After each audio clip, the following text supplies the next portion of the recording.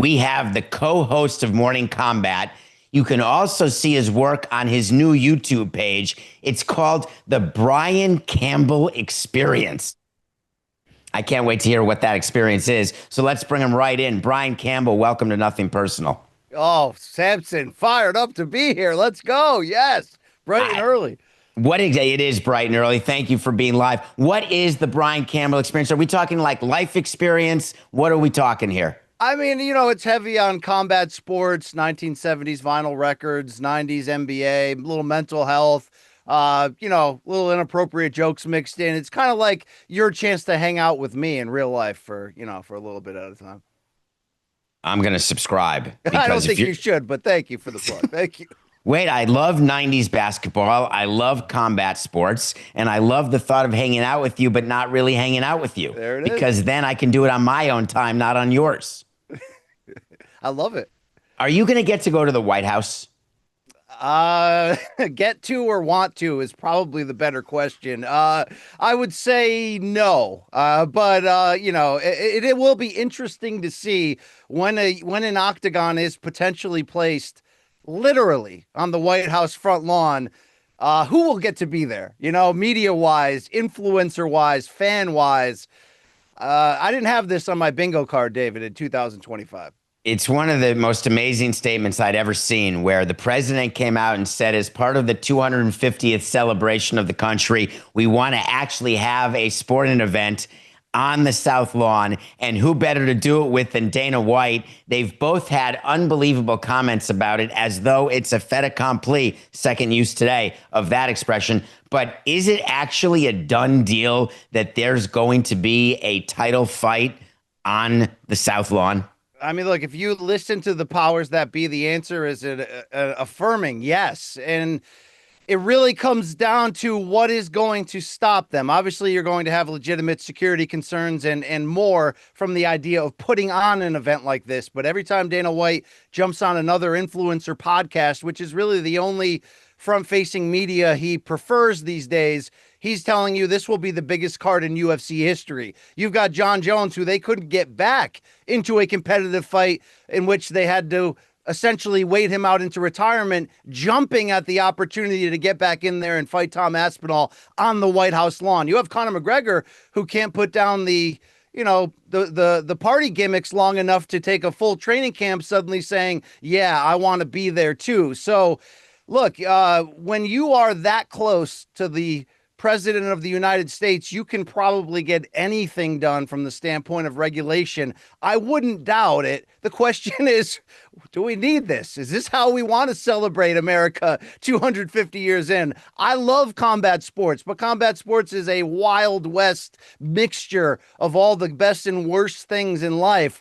I don't know if that's the best representation of America at 250 years, but, I don't think my voice will be heard in that regard. Well, so I'd want to go. And the reason I'd want to go to this is that I love being a part of anything that's history. I love being a part of something, and it actually makes sense. A sporting event in D.C., there's teams in D.C., they just happen to play downtown, but it's the only sport. I guess you could put a tennis court in, but how are they going to find, I was thinking about this, 20 to 25,000 people. It's going to have to be, it can't be a ticketed event. No. Because it's got to be an invite only in terms of security and all sorts of things that are happening, because, of course, the president will be there. Now, in theory, when you have fighters deciding, does Dana White, in your experience, ever give the power to anyone else to choose a card? Like, could the president actually be involved and say, oh, that's not a supporter, that's not someone who should be in the country, all the different things? Or does Dana White, is he the one in charge? Well, it's a complicated question, but with largely simple answers. Dana White answers to almost no one but the television provider of the UFC's latest broadcast deal and his own boss, Ari Emanuel at TKO.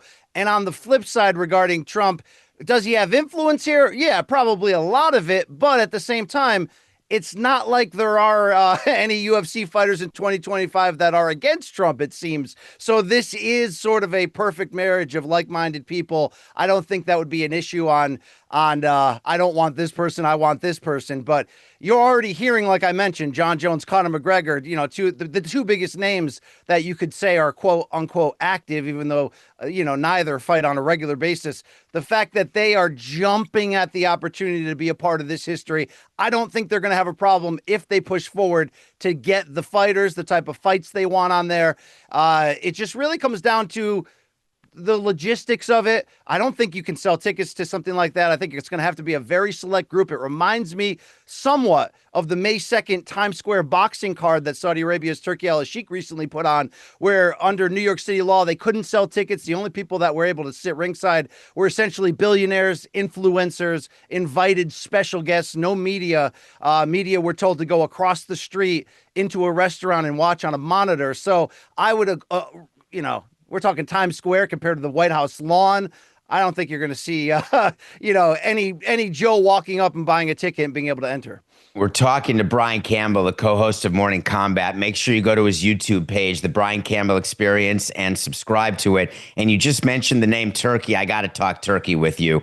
People may not, and my audience may not be familiar, but there is a pretty famous guy in Saudi Arabia, and literally his name is Turkey, although I think that's his name. And he's got a title. He's called His Excellency, and it seems through the research that I did with the articles that Coca sent to me to read, which I wanted to do to prepare to talk to you, is he the most influential person outside of Trump and Dana White in the sport right now?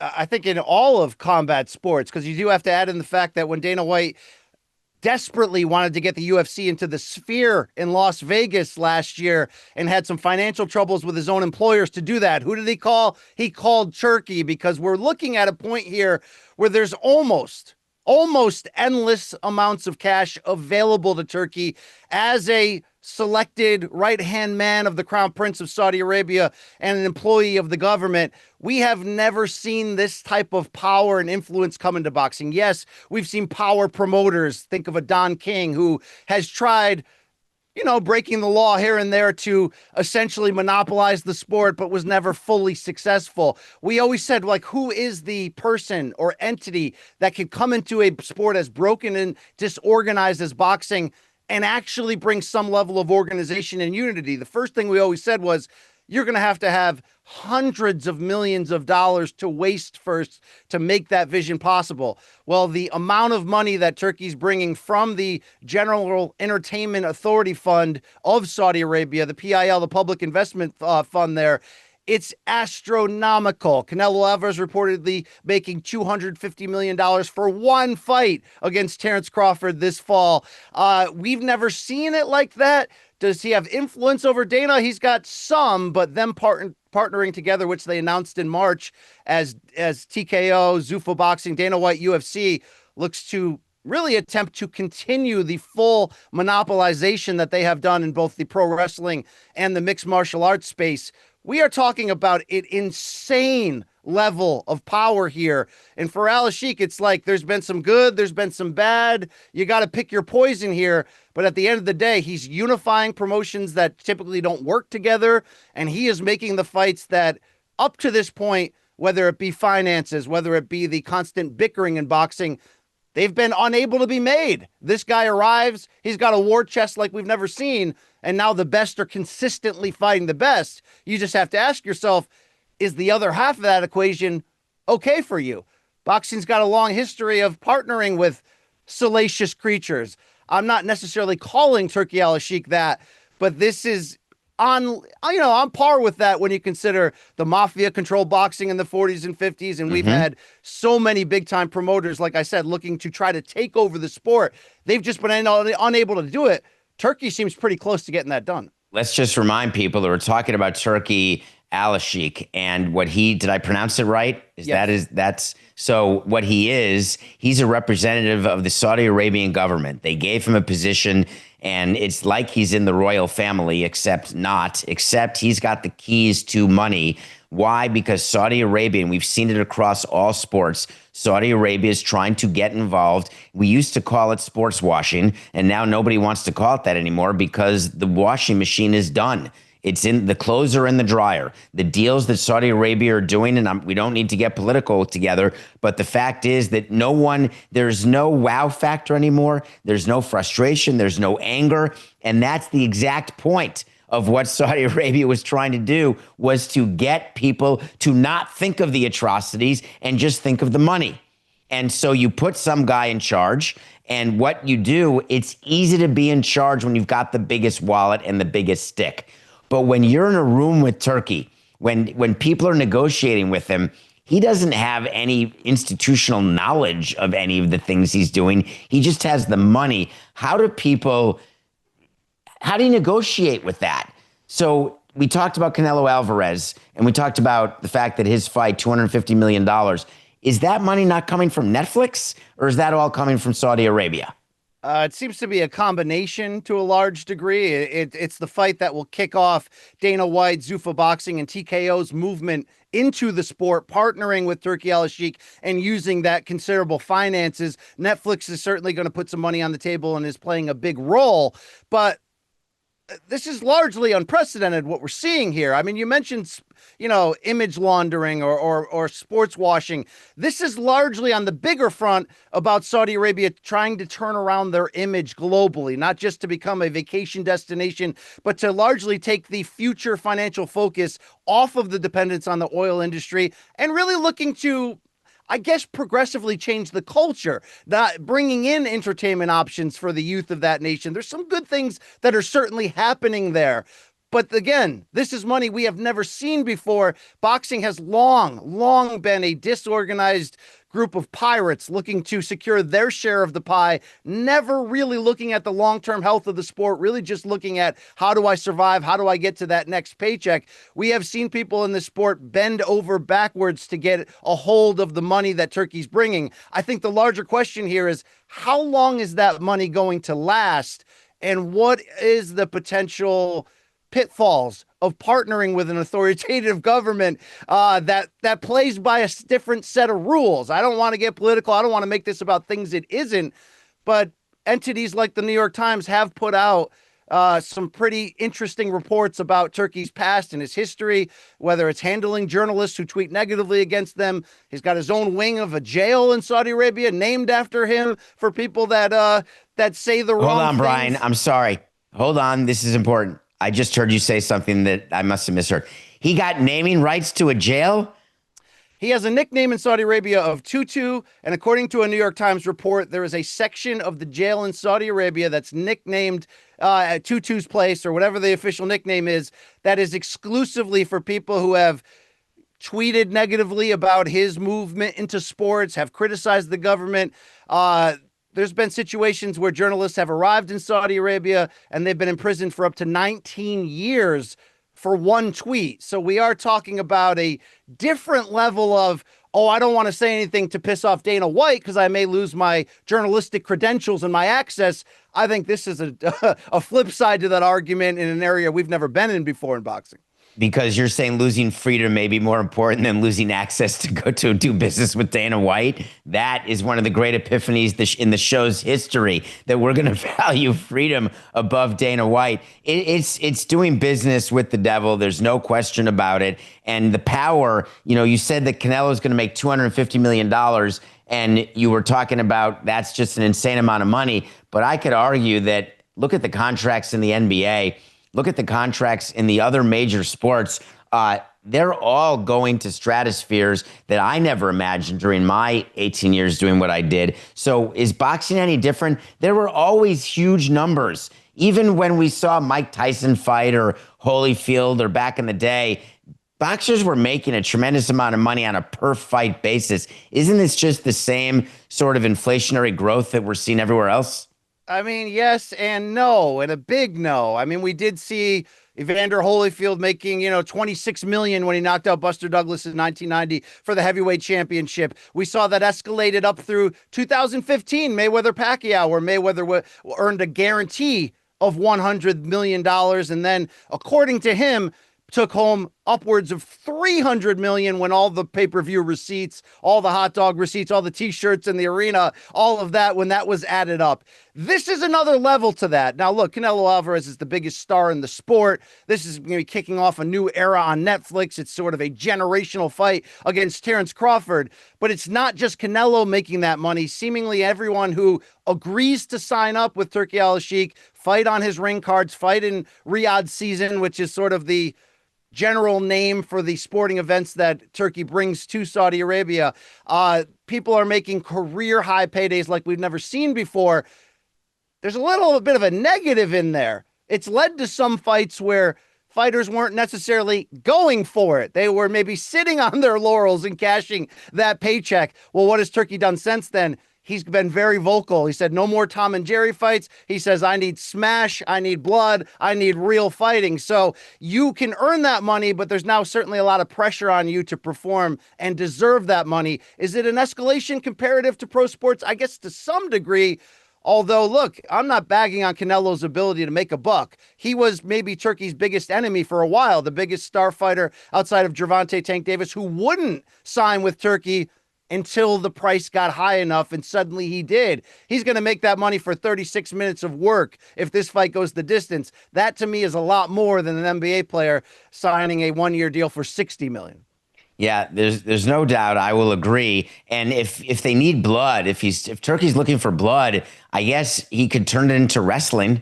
And that would be one of the biggest concerns for your future and for what you're looking at, because you don't want this to become that. It's not a scripted, it's supposed to not be scripted, but it sounds like if the hand that's feeding you the gold wants a certain level of performance, that's sounding more and more like he wants to control even outcomes, and that should be scary to everybody. And he certainly wants to control the message. You remember Turkey just bought Ring Magazine. Yes. So he's actually trying to control the message, putting people in his own jail named after him for tweets that may go against him, telling fighters that, hey, I can't believe he uses the Tom and Jerry reference. That sort of makes me laugh thinking about them watching Tom and Jerry, unless there's a new up-to-date Tom and Jerry, and I'm too old to be cool to know what that means. But he seems to now want to control everything. Again, taking a small page out of the United States in that this is not new. John Henry owns the Boston Globe and the Boston Red Sox.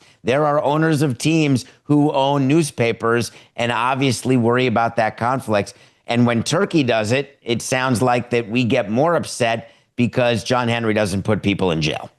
Yes, there's that other half of it. And you know, I'd be remiss to mention the multiple journalists that were actually killed by the Saudi Arabian government, including as recently as last month. Maybe this doesn't get the reporting level that it deserves, but it's certainly concerning. And in regards to his purchase of Ring Magazine, Turkey has spun it forward to create a very good series named after the ring that he's largely putting on in the U.S., which has been a nice change considering in the 2 years since Turki Al-Sheikh came to boxing, he's kind of killed the American boxing market just from the standpoint of taking all those big fights that used to come to Las Vegas, that used to attract the Mexican and Mexican-American fans that are still the financial backbone of this sport, and putting them in Saudi Arabia. For example, Canelo Alvarez fought May 3rd in his debut in Saudi Arabia. He fought at 7:30 a.m. local time in front of less than 4,000 people compared to selling out arenas in Vegas and being such a big deal. But when Turkey purchased the Ring Magazine, there was a statement put out that this would be an editorial entity that was completely separate from him, from Riyadh season, from his dealings. Unfortunately, what we've seen since then is the exact opposite. Turkey using this legendary publication as essentially his own extension of his own voice to carry out grudges, to call out his enemies, and to even threaten fighters and journalists in very subtle ways. So it's gotten pretty aggressive in that regard on the idea of almost a state-run media entity, but that's where we are in 2025.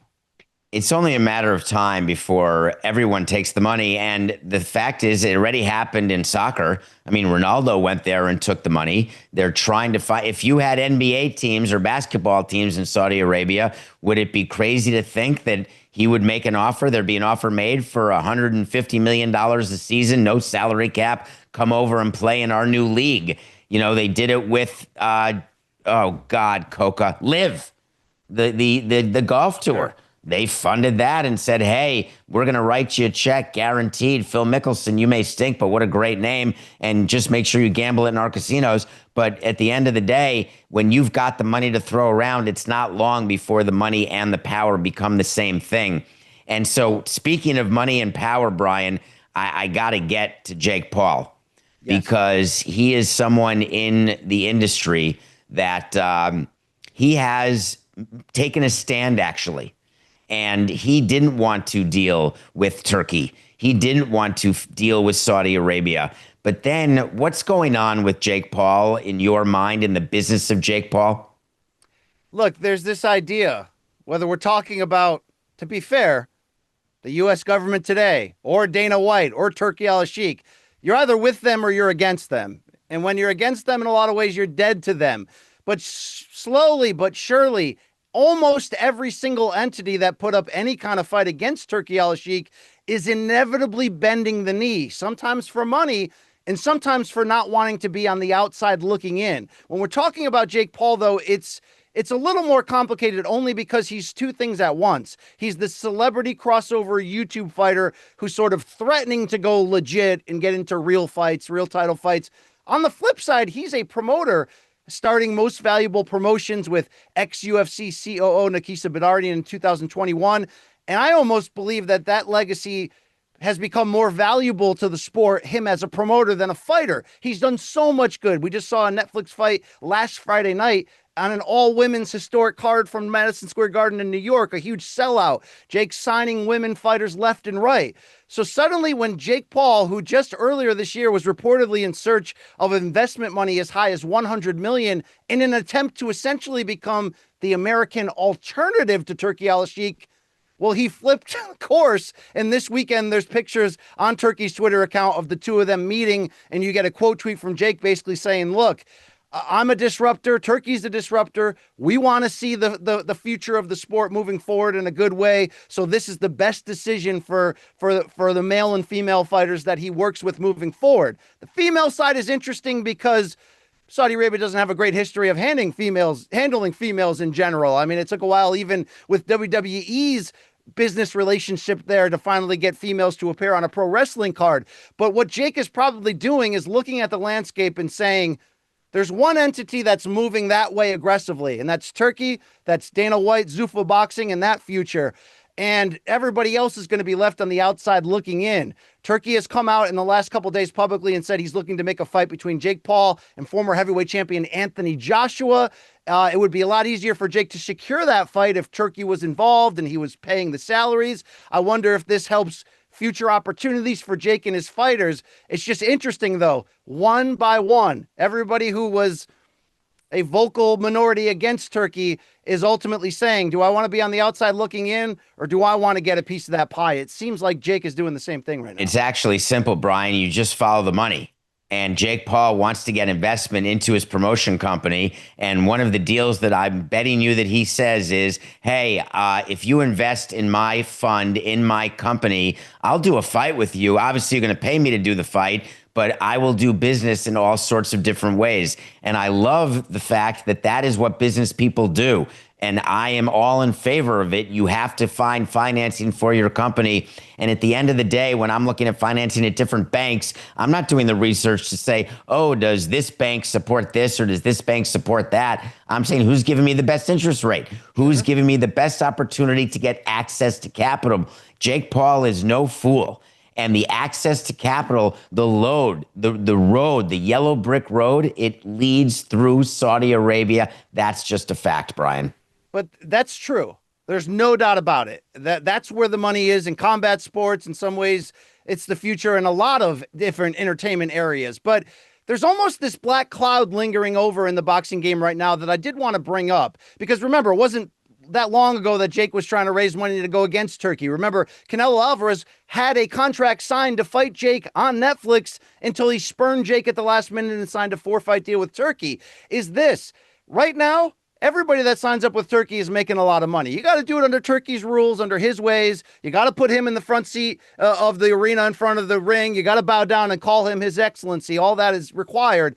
But ultimately, he already called his shot, Turkey. And what I mean by that was there was a big press conference in March when he announced the partnership with Dana White, Nick Khan, TKO, and the idea of, the UFC backers finally getting to boxing. And one thing they ultimately told everybody is when this launches, it's us against the world. There was an actual quote from Turkey that said, Dana and I will crush the competition in boxing. Well, here's the problem. He meant literally. 90% of the competition is currently making their money off of Turkey and bending over backwards to stay as close to the supple nipple, if you will. I don't know if I can say that on this program, and get their good deal. My question is, when does Turkey's vision truly change? Meaning, we know Dana White and UFC is going to kick off their existence in boxing with Turkey's money on September 13th with this giant Netflix Canelo versus Crawford fight. We know that TKO is in the midst of renegotiating UFC rights, and a big part of that is to get Zuffa Boxing 12 events a year onto whichever network pays for it. When is the rest of boxing going to find out the truth of this idea that you're either with them or you're against them? Right now, they're with Turkey. Some promoters, especially some of these American ones, are almost relying on Turkey for their current financial security at the moment. When does that change where Turkey says to everybody else, sorry, it's Dana and I moving forward? It was odd to me that they telegraphed that announcement back in March. Some say, by the way, it was a message to Netflix to say, don't sign an exclusive deal with Jake Paul because there's a bigger entity coming. Either way, if you're the current promoters that are lining up to get that Turkey cash, you do have to have an exit plan, because at some point, it's going to, the rubber's going to meet the road, and it's going to be Dana, Ari, TKO, and Turkey, and everyone else. And if you want to hear more about this, all you have to do is listen to Morning Combat. Brian Campbell, the co-host of Morning Combat. We're already out of time. You promised me 25 minutes. I appreciate that you came on live. Co-host of Morning Combat, Brian Campbell. Also, go to his new YouTube page, The Brian Campbell Experience. I will not be seeing you at the White House. I will not be seeing you at the fights in Saudi Arabia, but I will be seeing you down the road. Thank you, Brian. Thank you.